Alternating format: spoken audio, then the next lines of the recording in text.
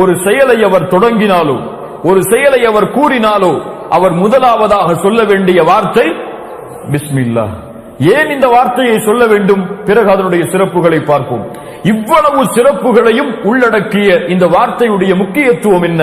இன்னொரு ஹதீஸ் இதுவரை நாம் எல்லாம் கேள்விப்பட்டிருக்கவே மாட்டோம். இல்ல மாஷா அல்லாஹ், அல்லாஹ் பாதுகாத்தவர்களை தவிர. அல்லாஹ்வுடைய தூதர் ஸல்லல்லாஹு அலைஹி வஸல்லம் அவர்கள் கூறுகிறார்கள், ஒரு நபித்தோழர் ஒரு ஒட்டகத்திலே பயணித்து வருகிறார்கள். திடீரென்று அந்த ஒட்டகம் திமிரு கொள்கிறது, அவரை வெளியேற்ற பார்க்கிறது தன்னிடமிருந்து. அவர் சொன்னார், தஐஷ ஷைத்தான், ஷைத்தானே நாசமாகு என்றார். அவர் இந்த செயலை பார்த்து என்ன சொன்னார்? தஐஷ ஷைத்தான், ஒட்டகமே என்னை வெளியாக்காதே, நீ நாசமாகு ஷைத்தானே என்று கூறினார். அல்லாஹ்வுடைய தூதர் ஸல்லல்லாஹு அலைஹி வஸல்லம் சொன்னார்கள், லா தகுல் தஐஷ ஷைத்தான், ஷைத்தானே நாசமாகு என்று கூறாதீர்கள், இந்த நிலையில் கூறாதே. ஏனென்றால் நீங்கள் இப்படி இந்த நிலையில் கூறினால் ஷைத்தான் தன்னை பெரியவனாக நினைத்துக் கொள்கிறான். ஒரு வீட்டை போன்று, ஒரு வீடு எப்படி மதிப்போ அது போன்று தன்னை கருதி கொள்கிறான். வயகூலு பிகுவதி, இவன் எப்படி நம்புகிறான்? நான் தான் இவனை இந்த ஒட்டகத்திலிருந்து வெளியாக்குகிறேன், அதனால் தான் இவன் என்னை சபிக்கிறான், அதனால் என்னை பெரியவனாக இவன் கருதுகிறான் என்று ஷைத்தான் நினைத்துக் கொள்வான். அப்படி சொல்லாதீர்கள். எப்படி சொல்லுங்கள்? வலாக்கின் குல் பிஸ்மில்லாஹ், ஆனால் சொல்லுங்கள் நீங்கள் பிஸ்மில்லாஹ் என்று. அப்படி சொன்னால் ஷைத்தான் ஊறுகின்ற எறும்பை போன்று சிறுமையாக தன்னை கருதி கொள்வான். இமாம் அபூ தாவூத் கிரந்தத்திலே பதிவு செய்யப்படுகிறது. ஷேக் அல்பானி ரஹிமஹுல்லாஹ் ஸஹீஹுடைய தரத்தில் இந்த ஹதீஸை கொண்டு வருகிறார்கள். என்ன ஷைத்தான் கருதுவான்? அவனை சபித்தால் இது என்னால் தான் நடக்கிறது, அதனால் தான் என்னை இவன் ஏசுகிறான் என்று ஷைத்தான் கருதி தன்னை பெருமையாக நினைத்துக் கொள்வான். அல்லாஹ்வுடைய பெயரை கூறுங்கள், அவன் தன்னை மதிப்பற்றவனாக கருதி சிறுமை அடைந்து விடுவான் என்று அல்லாஹ்வுடைய தூதர் ஸல்லல்லாஹு அலைஹி வஸல்லம் அவர்கள் சொன்னார்கள். எந்த துன்பம் வந்தாலும் சரி, எந்த இன்பம் வந்தாலும் சரி, துன்பத்திலும் இன்பத்திலும் எந்த ஒரு சொல்லையோ செயலையோ நாம் தொடங்கினாலும் சரி, எம்முடைய நாவு முதலாவதாக வெளிப்படுத்தக்கூடிய வார்த்தை பிஸ்மில்லாஹ். பிஸ்மில்லாஹ் என்றால் என்ன? பஸ்மல் என்பதிலிருந்து எடுக்கப்பட்டதுதான் அல் பஸ்மலா. அல் பஸ்மல் என்றால், பஸ்மலா என்றால் பிஸ்மில்லாஹிர் ரஹ்மானிர் ரஹீமை கூறுங்கள் என்று அர்த்தம். பிஸ்மில்லாஹிர் ரஹ்மானிர் ரஹீமை கூறுங்கள் அல்லது கூறுவார்கள் என்று அர்த்தம். பிஸ்மில்லாஹ் என்றால் நான் இந்த செயலை அல்லாஹ்வுடைய பெயரை கொண்டு தொடங்குகிறேன். பிஸ்மில்லாஹ் என்றால் நான் இந்த செயலை அல்லாஹ்வுடைய பெயரை கொண்டு தொடங்குகிறேன். இமாம் இப்னு ஜரீர் ரஹிமஹுல்லாஹ் தங்களுடைய தஃப்சீரில் பதிவு செய்கிறார்கள், ஏன் அல்லாஹ் என்ற பெயரை அல்லாஹ் ரப்புல் ஆலமீன் குறிப்பிடுகிறார் என்றால், அல்லாஹுவை அழைக்கும் பொழுது அல்லாஹ்வுடைய தூதர் ஒரு ஒழுக்கத்தை கற்றுக் கொடுத்தார்கள். அவனுடைய மகத்துவமிக்க குணங்களையும் சிஃபத்துகளையும் கொண்டு அல்லாஹுவை அழைக்கும்படி. அல்லாஹ்வுடைய பெயர்களில் அல்லாஹ்வுக்கு மிக விருப்பமான பெயர் அல்லாஹ். அதனால் இந்த பெயரை கொண்டு தொடங்குவதை அல்லாஹ் ரப்புல் ஆலமீன் விரும்புகிறான் என்று கூறினார்கள். பிஸ்மில்லாஹ் என்று கூறுவதுடைய சிறப்புகள் என்ன அமையும்? பிஸ்மில்லாஹ் என்று ஒரு அடியான் கூறும் பொழுது அவன் முதலாவதாக என்ன நினைக்கிறான்? அல்லாஹ்வை கொண்டு தொடங்குகிறேன் என்று அவனுடைய உள்ளத்தில் இருந்து வார்த்தை வந்தால் அவனுடைய உள்ளத்தில் எது ஏற்படுகிறது? இந்த செயலை அல்லாஹ்விற்காகவே நான் செய்கிறேன் என்ற நினைவு அவனுடைய உள்ளத்தில் வருகிறது. பிஸ்மில்லாஹ் என் ரப்புடைய பெயரை கொண்டு தொடங்குகிறேன் என்றால் என் ரப்புக்காகவே இந்த செயலை நான் செய்கிறேன் என்ற ஒரு தன்மை அதில் வெளிப்படுகிறது. இரண்டாவது, நான் செய்யக்கூடிய இந்த செயலில் அல்லாஹ் என்னோடு இருக்கிறான். நான் செய்யக்கூடிய இந்த செயலில் அல்லாஹ் என்னோடு இருக்கிறான் என்ற நினைவு வருகிறது. மூன்றாவது, நான் செய்யக்கூடிய இந்த செயலை என் இறைவன் அங்கீகரிப்பான் என்ற நினைவு வருகிறது. யாரும் பாவத்திற்கு பிஸ்மில்லாஹ் என்று கூறி செய்ய மாட்டோம். ஒரு பயம் வரும். நன்மையை செய்யும் பொழுது பிஸ்மில்லாஹ் என்று கூறுகிறோம் என்றால் இந்த செயலை என் இறைவன் அங்கீகரிப்பான் என்ற நினைவோடுதான். இதுவெல்லாம் நமக்கு தெரியாது, மறைமுகமாக நம்முடைய உள்ளத்திலே தெரிந்திருக்கலாம். இந்த மூன்று அடிப்படைகளுக்காகத்தான் இந்த பிஸ்மில்லாஹ் என்ற பெயர் இந்த சொல் பயன்படுத்தப்படுகிறது. ஒன்று என்ன? அல்லாஹ்வுடைய முகத்தை நாடி இந்த செயலை செய்கிறேன். இரண்டாவது, அல்லாஹ்வுடைய பெயரை கூறும் பொழுது என் ரப்பு என்னோடு இருக்கிறான் இந்த செயலை செய்வதற்காக. மூன்றாவது, இந்த செயலை என் ரப்புல் ஆலமீன் ஆகிய அல்லாஹ் அங்கீகரிப்பான் என்ற நினைவோடு. பிஸ்மில்லாஹ் அர் ரஹ்மானிர் ரஹீம். பிஸ்மில்லாஹ் அல்லாஹ்வுடைய பெயரை கொண்டு. அர் ரஹ்மான் அவன் யார்? அளவற்ற அருளாளன். அர் ரஹீம் நிகரற்ற அன்புடையோன். அல்லாஹ்வுடைய பெயரை கொண்டு அளவற்ற அருளாளன் நிகரற்ற அன்புடையோன். இது முழுமையான சென்டென்ஸா? இங்க துவங்குகிறேன் ஆரம்பிக்கிறேன் என்ற வார்த்தையெல்லாம் இங்க கிடையாது. இது முழுமையான சென்டென்ஸா? இது முழுமை இல்லாத ஒரு சென்டென்ஸாக எமக்கு தெரிகிறது. ஆனால் அரபி மொழியை படித்தவர்களுக்கு மட்டும்தான் தெரியும் இந்த வாக்கியம் ஏன் இப்படி முழுமை இல்லாமல் அமைக்கப்பட்டிருக்கிறது என்று. என்ன கொஞ்சம் புரியறதுக்கு கஷ்டமா இருக்கும், நான் புரிய வைக்க முயற்சி செய்யறேன். ஏன்னா இதுவெல்லாம் நஹு சர்ஃபுடைய பாடங்களை தெளிவா படிச்சவங்களுக்கு மட்டும்தான் சட்டம் சொல்லும் பொழுது கொஞ்சம் புரிய வரும். அரபி மொழியில் ஒரு செயல் ஒரு சொல்லுக்கு பிறகுதான் ஜாருடைய எழுத்துக்கள் வரும், இது போன்ற எழுத்துக்கள் எல்லாம். ஆனால் இந்த இடத்தில் அல்லாஹ் ரப்புல் ஆலமீன் கூறுகின்ற பிஸ்மில்லாஹ் என்ற வார்த்தையுடைய சட்டம் என்னவென்றால் ஜாருன் மஜ்ரூருன் முத்தஅல்லகும் பிஃஅலின் மஹ்தூஃபின் முத்தஅக்கிரின் முனாசிப். இந்த சட்டம் தான் இங்கே நிகழ்ந்திருக்கிறது. என்ன? அல்லாஹ் ரப்புல் ஆலமீன் முதலாவதாக ஜாருடைய எழுத்துக்களை, பா உடைய எழுத்துக்களை முதலாவதாக கொண்டு வந்து ஃபஅலை அல்லாஹ் பின்னால் ஆக்குகிறான், செயலை அல்லாஹ் பின்னால் ஆக்குகிறான். ஆனால் இந்த செயல் மஹ்தூஃபாக இருக்கிறது, மறைக்கப்பட்டிருக்கிறது. அல்லாஹ்வுடைய பெயரை கொண்டு, அல்லாஹ்வுடைய பெயரை கொண்டு இந்த செயலை நான் செய்கிறேன். எப்படி வர வேண்டும்? அல்லாஹ்வுடைய பெயரை கொண்டு நான் எழுதுகிறேன், அல்லாஹ்வுடைய பெயரை கொண்டு நான் இதை துவங்குகிறேன், இந்த வாகனத்தை நான் ஆரம்பிக்கிறேன், இந்த வாகனத்தை ஆரம்பிக்கிறேன், நான் எழுதுகிறேன், நான் துவங்குகிறேன், நான் ஓதுகிறேன் என்ற வார்த்தை அங்கே இருக்கிறது. ஆனால் மறைக்கப்பட்டிருக்கிறது. அந்த வார்த்தை அரபி மொழியின் இலக்கணத்தின்படி மஹ்தூஃபுன், அது மறைக்கப்பட்டிருக்கிறது. முத்தஅக்கருன், முன்னால் வர வேண்டும். அது எப்படி முன்னால் வர வேண்டும்? இயற்கையாக நான் இந்த வாகனத்தை துவங்குகிறேன் அல்லாஹ்வுடைய பெயரை கொண்டு என்று முன்னால் வர வேண்டும். ஆனால் முன்னால் வர வேண்டிய வார்த்தை அரபு இலக்கணத்தின்படி பின்னால் வந்திருக்கிறது. ஆனால் பின்னால் வந்த வார்த்தையும் மறைக்கப்பட்டிருக்கிறது. புரியுதா? நான் இந்த செயலை துவங்குகிறேன் அல்லாஹ்வுடைய பெயரை கொண்டு என்பதுதான் வாக்கியம் அரபி மொழியின் இலக்கணத்தின்படி. இன்னொரு இலக்கணத்துடைய சட்டம் அங்கே வருகிறது. இந்த செயல் பின்னால் வருகிறது, மாற்றப்பட்டு நான் அல்லாஹ்வுடைய பெயரை கொண்டு என்பது முன்னால் வந்து நான் இதை செய்கிறேன் என்பது பின்னால் வருகிறது. ஆனால் பின்னால் வரக்கூடிய செயல் மறைக்கப்பட்டிருக்கிறது. இதைத்தான் ஜாருன் மஜ்ரூருன் முத்தஅல்லகும் பிஃஅலின் மஹ்தூஃபின் முத்தஅக்கிரின் முனாசிப் என்று சொல்வார்கள். இவ்வளவு புரிஞ்சா போதும்.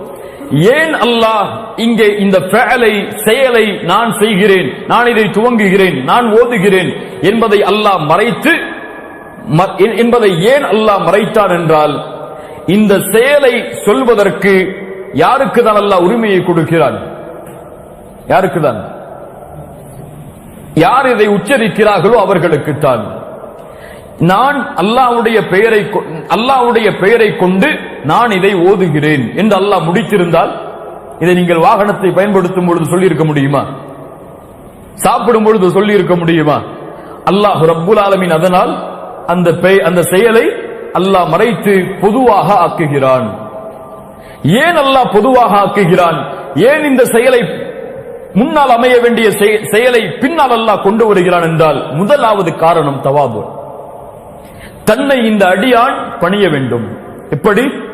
நான் செய்கிறேன் அல்லாஹ்வுடைய பெயரை கொண்டு என்று அல்லாஹ்வுடைய பெயருக்கு முன்னால் தன்னுடைய செயலை அவன் கொண்டு வரக்கூடாது. சுப்ஹானல்லாஹ். இதுவெல்லாம் அரபி மொழியை அறிந்தால்தான், அரபி மொழி ஏன் கற்றால் தான் குர்ஆன் புரியும் என்று ஏன் சொல்கிறார்கள் என்று இப்போது புரியும். இந்த செயலை முன்னால் கொண்டு வந்தால் மனிதன் என்ன எண்ணுவான்? நான் செய்கிறேன் அல்லாஹ்வுடைய பெயரை கொண்டு. அல்லாஹ் எப்படி விரும்புகிறான்? அல்லாஹ்வை முதலிலே முன்னிலைப்படுத்தி அதற்கு பிறகு நீ எதை விரும்புகிறாயோ அதை சொல்லிவிடு. ஏன் சொல்? அது உனக்குத்தான் தெரியும் எதை விரும்புகிறாய் அல்லாஹ்வுடைய பெயரை கொண்டு என்று. அதை நீ சொல், அப்போதுதான் நீ அறிவாய் என் ரப்பின் உதவி இல்லாமல் நான் இதை செய்ய முடியாது என்பதை. இரண்டாவது,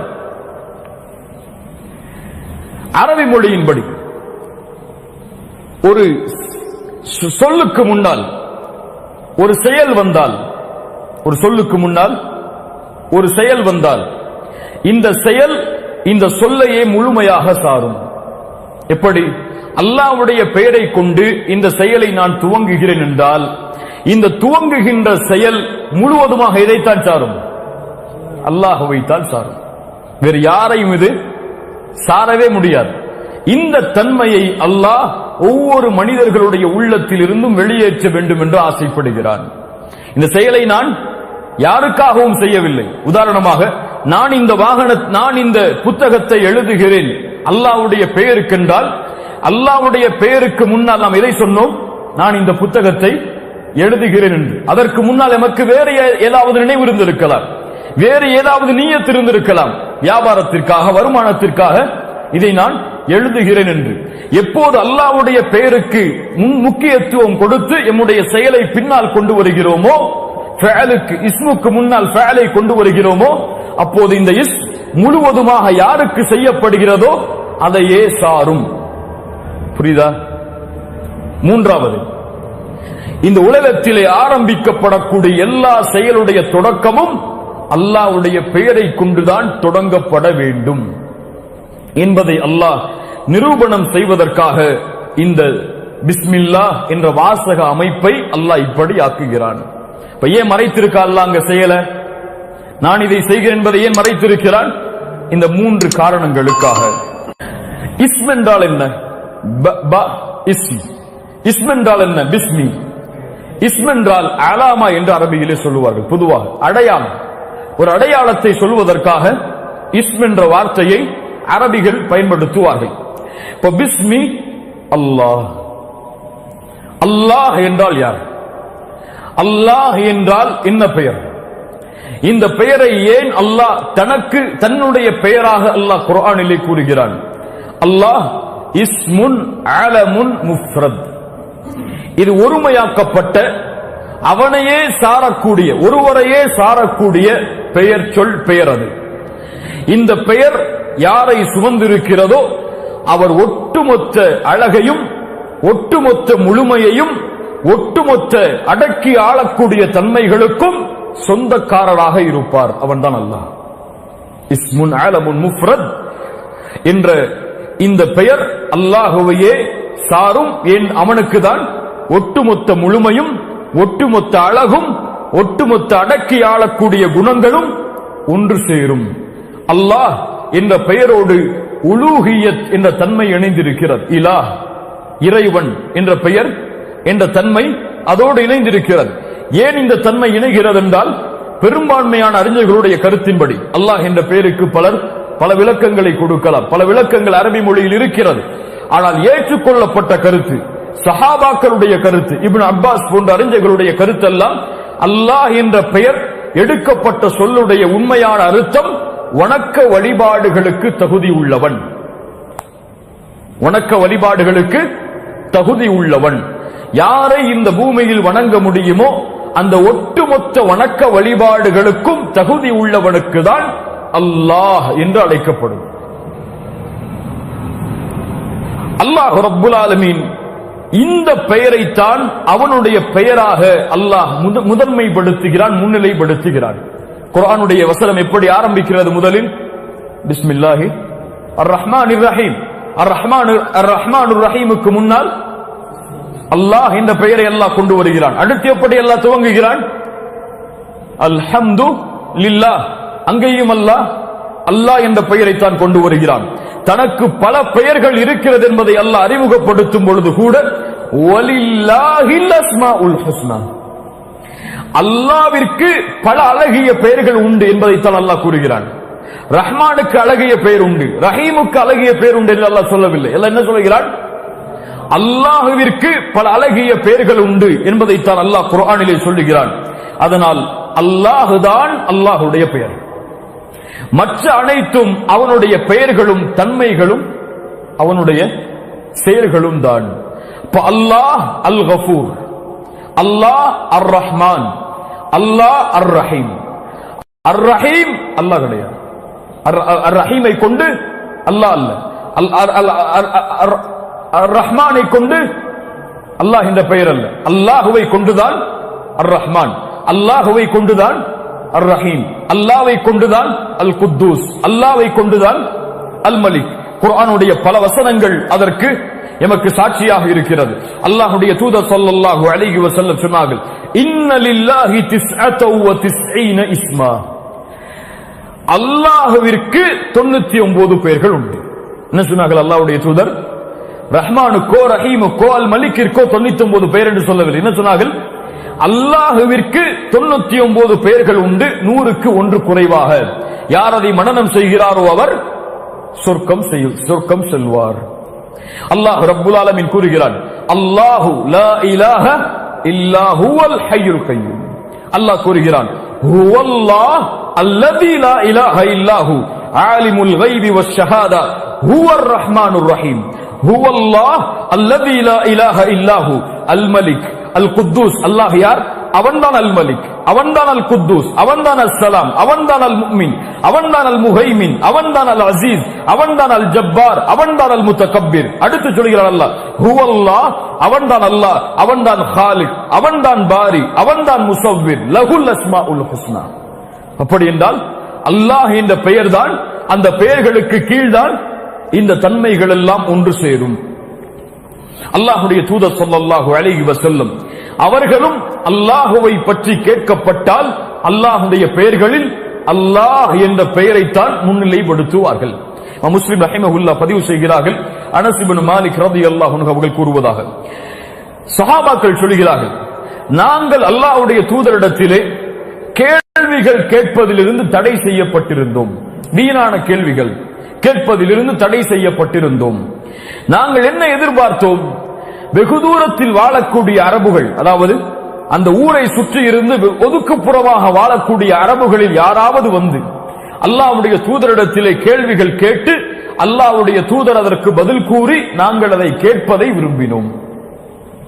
நாங்கள் கேள்வி கேட்பதற்கு கொஞ்சம் தடுமாறுவோம்.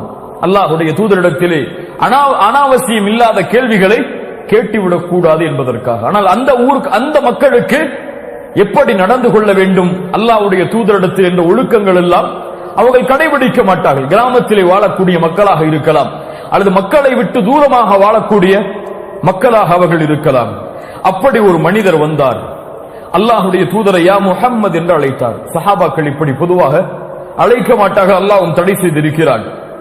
சொன்னார் அவர் வந்தவுடன், ஒரு தூதர் உங்களிடமிருந்து எங்களுக்கு வந்தார், நீங்கள் அல்லாஹ்வின் புறத்திலிருந்து அனுப்பப்பட்ட தூதர் என்று எங்களுக்கு கூறினார், அது உண்மையா என்று கேட்டார். அல்லாஹ்வுடைய தூதர் சொன்னார்கள், ஆம், அவர் உண்மையைத்தான் சொல்லி இருக்கிறார். அவர் கேட்டார்கள், மறுபடியும் கேட்டார், ஃபமன் ஹலகஸ் ஸமா, நபி முஹம்மது ஸல்லல்லாஹு அலைஹி வஸல்லம் வானத்தை படைத்தது யார்?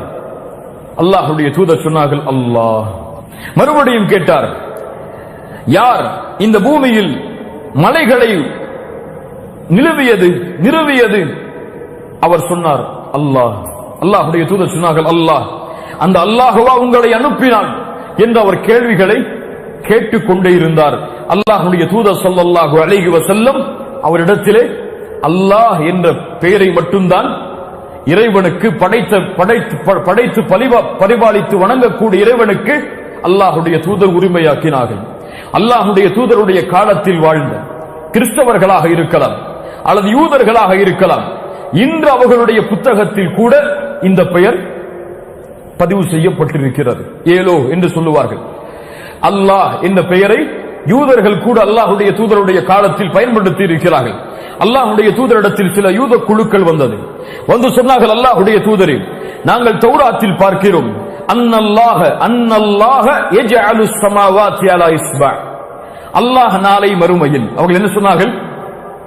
அல்லாஹ் நாளை மறுமையில் வானத்தை தன்னுடைய ஒரு விரலில் வைத்திருப்பானாமே, பூமிகளை ஒரு விரலில் வைத்திருப்பானாமே, மரங்களை ஒரு விரலிலே வைத்திருப்பானாமே, நீரையும் மற்ற படைப்புகளையும் இன்னொரு விரலிலே வைத்திருப்பானாமே, மற்ற படைப்புகளை அடுத்த விரலிலே வைத்திருப்பானாமே, வைத்து அனல் மலிக் என்று அல்லாஹ் கூறுவானாமே மறுமையில். அல்லாஹ்வுடைய தூதர் இதை கேட்ட பொழுது சிரித்தார்கள். இப்ப இந்த ஹதீஸும் என்ன சொல்கிறது? யூதர்களும் கிறிஸ்தவர்களும் கூட படைத்த இறைவனை எப்படித்தான் அழைத்தார்கள்? அல்லாஹ் என்றுதான். அல்லாஹ் இதுதான் அல்லாஹ். யாருடைய பெயரை உச்சரிக்கும் பொழுது எம்முடைய ஈமான் அதிகரிக்குமோ அவனுடைய பெயர் அல்லாஹ். யாருடைய ஆற்றலால் இந்த பூமி இயங்குகிறதோ, வானம் இயங்குகிறதோ, சூரியன் உதிக்கிறதோ, சந்திரன் மறைகிறதோ அவனுடைய பெயர் அல்லாஹ். யாருடைய பெயரை உச்சரிக்கும் பொழுது நோய்க்கு நிவாரணம் கிடைக்கிறதோ, யாருடைய பெயரை உச்சரிக்கும் பொழுது கஷ்டம் நீங்குகிறதோ, யாருடைய பெயரை உச்சரிக்கும் பொழுது இன்னல்கள் அகழ்கிறதோ, யாருடைய பெயரை உச்சரிக்கும் பொழுது அல்லாஹ் யாருடைய பெயரை உச்சரிக்கும் பொழுது அவன் நாடியது நடக்கிறதோ, யாருடைய பெயரை உச்சரிக்கும் பொழுது கஷ்டத்திலே சிக்கி தவிப்பவர் வெளியேறுகிறாரோ அவனுடைய பெயர் அல்லாஹ். அவன்தான் வானத்தை படைத்தவன், அவன்தான் பூமியை படைத்தவன், அவன்தான் அண்ட சராசரங்களையும் மனிதர்களையும் ஜின்களையும் இந்த உலகத்திலே படைக்கப்பட்ட படைப்புகள் அனைத்தையும் படைத்தவன். அவனுடைய பெயர்தான் அல்லாஹ். இப்னு கய்யிம் ரஹிமஹுல்லாஹ் அவர்கள் சொன்னார்கள், இந்த அல்லாஹ் இலாஹ் என்ற தன்மையை உள்ளத்திலே அந்த பெயரிலே கொண்டிருக்கிறது.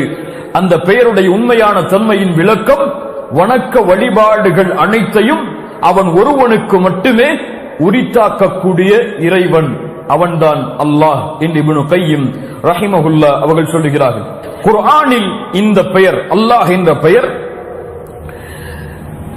2602 முறை 2602 முறை அல்லாஹ் என்ற ஒரே வார்த்தையில் வந்திருக்கிறது. அல்லாஹும்ம இலாஹ் என்ற வார்த்தையில் பல பெயர்கள் வந்திருக்கிறது, பல முறை வந்திருக்கிறது. ஆனால் நேரடியாக அல்லாஹ் என்ற பெயரில் குர்ஆனில் 2602 முறை வந்திருக்கிறது. 3500க்கும் மேற்பட்ட இடங்களில் அல்லாஹ் என்ற பெயர் பல வடிவங்களாக மாறி குர்ஆனிலே வந்திருக்கிறது. அதனால் தான் அல்லாஹ்வுடைய தூதர் ஸல்லல்லாஹு அலைஹி வஸல்லம் அவர்களும் அல்லாஹும் இந்த பெயரை கொண்டு எம்முடைய செயல்களை தொடங்க வேண்டும் என்று கட்டளையிடுகிறார்கள். பிஸ்மில்லாஹ். பிஸ்மில்லாஹிர் ரஹ்மானிர் ரஹீம் உடைய அந்த வாக்கியத்தின் முதல் 2 வார்த்தைகளுடைய விளக்க வகுப்பு. அல்லாஹ் ரப்புல் ஆலமீன் புரியக்கூடிய வாய்ப்பை எமக்கு தருவானாக. அல்லாஹ் கற்ற கல்வியை எம்முடைய வாழ்வில் செயல்படுத்தி இன்றைய தினம் முதல் எம்முடைய மரணம் வரை எம்முடைய வாழ்வில் நாம் செய்யக்கூடிய எல்லா செயல்களிலும் எல்லா முறைகளிலும் பிஸ்மில்லாஹ் என்ற பெயரை உணர்ந்து ஏன் சொல்லுகிறோம், ஏன் அல்லாஹ் இதை கூறி இந்த செயலை நாம் எமக்கு கூற கற்றுக் கொடுத்தான் இந்த முறைகளை எல்லாம் உள்ளடக்கி உள்ளத்தில் இருந்து இந்த செயலை இந்த சொல்லை நாம் கூறினால் எப்படி நபி நூஹை இந்த சொல் காப்பாற்றியதோ, எப்படி நபி சுலைமானை இந்த சொல் மிகப்பெரிய அரசாட்சியில் உள்ளடக்கியதோ, எப்படி அல்லாஹ்வுடைய தூதருடைய கட்டளையின்படி நோய்கள் இந்த பெயரை கொண்டு விலகியதோ, எப்படி அல்லாஹ்வுடைய தூதருடைய கட்டளையின்படி ஷைத்தானிடமிருந்து இந்த சொல்லால் பாதுகாப்பு கிடைக்குமோ அந்த பாதுகாப்பையும் அந்த வெற்றியையும் அந்த அரசாட்சிகளையும் இந்த ஒரு பெயரை கொண்டு ஒரு முஸ்லிமான் அடைய முடியும். அல்லாஹ் ரப்புல் ஆலமீன் அப்படிப்பட்ட தன்மையை எம்முடைய வாழ்வில் கொடுப்பாடாக. இந்த பெயரை கொண்டு எம்முடைய வாழ்வில் இறுதி வரை எம்முடைய ஒவ்வொரு செயல்களிலும் வெளிப்படுத்தி பிஸ்மில்லாஹிர் ரஹ்மானிர் ரஹீம். பிஸ்மில்லாஹிர் ரஹ்மானிர் ரஹீம் உடைய சிறப்புகள் என்ன? பஸ்மலா என்று அழைக்கப்படக்கூடிய இந்த வாசகத்தின் சிறப்பு என்ன? இது அல்லாஹ்வுடைய தூதருடைய சமூகத்தில் மட்டும் பயன்படுத்தப்பட்ட வாசகம் அல்ல. இதற்கு முன்னால் வாழ்ந்த நபிமார்களும் அல்லாஹ்வுடைய உதவியை தேடும் பொழுது, அல்லாஹ்வுடைய வெற்றியை தேடும் பொழுது இந்த வாசகத்தை பயன்படுத்தி இருக்கிறார்கள். உதாரணமாக நபி நூஹ் அலைஹி ஸலாத்து வஸ்ஸலாம் அல்லாஹ் ரப்புல் ஆலமீன் 950 ஆண்டு காலம் அந்த நபிக்கு வாழக்கூடிய அந்த ரசூலுக்கு வாழக்கூடிய வாய்ப்பை கொடுத்தார். அவ்வளவு ஆண்டு காலம் அழைப்பு பணி செய்தார்கள். ஆனால் அந்த மக்கள் எல்லோரும் நபி நூஹை புறக்கணித்தார்கள், சிலரை தவிர. நூஹ் அலைஹிஸ்ஸலாம் அல்லாஹ்விடத்திலே கரமேந்தி அந்த சமூகத்தை அழிக்க வேண்டும் என்று பிரார்த்தனை செய்தார்கள். அல்லாஹ் அவர்களுக்கு நான் செய்வதை செயல்படுத்துங்கள், நான் சொல்வதை செயல்படுத்துங்கள் என்று கூறி கப்பலை அல்லாஹ் கட்ட கூறினான். கப்பலை கட்டும் பொழுது மக்கள் எல்லோரும் கேலி செய்தார்கள். இங்கே என்ன ஆறு ஓடுகிறதா, இங்கே என்ன மழை பெய்ய போகிறதா, வெள்ளம் வரப் போகிறதா, இவர் கப்பலை கட்டிக் கொண்டிருக்கிறார் என்று. ஆனால் அல்லாஹ் ரப்புல் ஆலமீன் மழையை இறக்கினான். வெள்ளம் வரப்போகிறது, நீங்கள் உங்களுடைய கப்பலில் இந்த எண்ணிக்கையுடைய மக்களை ஏற்றிக் கொள்ளுங்கள் என்று நபி நூஹுக்கு அல்லாஹ் ரப்புல் ஆலமீன் கட்டளையிடும் பொழுது அல்லாஹ் ரப்புல் ஆலமீன் கூறினான், இர்கபு ஃபீஹா, இதன் மேல் நீங்கள் ஏறுங்கள், பிஸ்மில்லாஹி மஜ்ரைஹா வ முர்சாஹா, இதை கொண்டு நீங்கள் இந்த கப்பலை செலுத்துங்கள் என்பது போல அல்லாஹ் ரப்புல் ஆலமீன் இந்த குர்ஆனுடைய வசனத்தில் அல்லாஹ் கூறினான். சூரத்துல் ஹூதுடைய 40-41வது வசனம். இந்த வசனத்தில் அல்லாஹ் ரப்புல் ஆலமீன் நபி நூஹ் அலைஹிஸ்ஸலாத்து வஸ்ஸலாம் அவ்வளவு பெரிய வெள்ளப்பிரளயத்தில் இருந்து தங்களை பாதுகாக்க வேண்டும் என்றால், தங்களுடைய சுற்றி இருக்கக்கூடிய ஈமான் கொண்டவர்களை பாதுகாக்க வேண்டும் என்றால் எந்த வார்த்தையை கூறுங்கள் என்று அல்லாஹ் சொல்கிறான்? பிஸ்மில்லாஹ், அல்லாஹுடைய பெயரை கொண்டு என்ற வார்த்தையை நபி நூஹை நீங்கள் கூறுங்கள் என்று அல்லாஹ் ரப்புல் ஆலமீன் அவனுடைய புத்தகம் அல் குர்ஆனிலே கூறுகிறான். நபி சுலைமான் அலைஹிஸ்ஸலாத்து வஸ்ஸலாம் ஹுதுஹுது பறவை ஒரு செய்தியை கொண்டு வந்து சொல்கிறது. ஒரு நாட்டை ஒரு பெண் ஆள்கிறாள். அந்த நாட்டிலே சூரியனை சஜிதா செய்கிறார்கள் அந்த மக்களும் அந்த பெண்ணும். நபி சுலைமானை அவர்கள் அல்லாஹ்வை வணங்க மாட்டார்களா, அல்லாஹ்விற்கு சுஜூது செய்ய மாட்டார்களா என்ற அந்த ஹுதுஹுது பறவையுடைய கேள்விக்கு பிறகு அந்த அரசிக்கு சுலைமான் அலைஹிஸ்ஸலாத்து வஸ்ஸலாம் கடிதம் எழுதுகிறார்கள். இன்னஹு மின் சுலைமான் பிஸ்மில்லாஹிர் ரஹ்மானிர் ரஹீம். நபி சுலைமானிடம் இருந்து எழுதப்படுகின்ற கடிதம் பிஸ்மில்லாஹிர் ரஹ்மானிர் ரஹீம். இது யாரை கொண்டு எழுதுகிறேன்? அல்லாஹ்வுடைய பெயரை கொண்டு நான் எழுதுகிறேன். அவன் அர் ரஹ்மான் அர் ரஹீம். நீ முஸ்லிம்களுடைய பட்டியலில் நீங்கள் இணைந்து கொள்ளுங்கள் என்ற தௌஹீதுடைய அழைப்பை அந்த அரசிக்கு சுலைமான் அலைஹிஸ்ஸலாத்து வஸ்ஸலாம் கொடுத்தார்கள். அந்த அழைப்பு பணிக்கு பிறகு அந்த முழு அரசாட்சியும் யாருடைய கட்டுப்பாட்டில் வந்தது? நபி சுலைமான் அலைஹிஸ்ஸலாத்து வஸ்ஸலாம் அவர்களுடைய கட்டுப்பாட்டில் வந்தது.